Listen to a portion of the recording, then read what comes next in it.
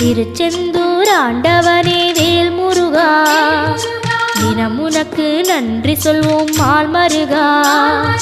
திருவடியில் தவம் இருப்போம் திருமுருகா, தீப்பெழுது நலமெனவே வடிவழகா.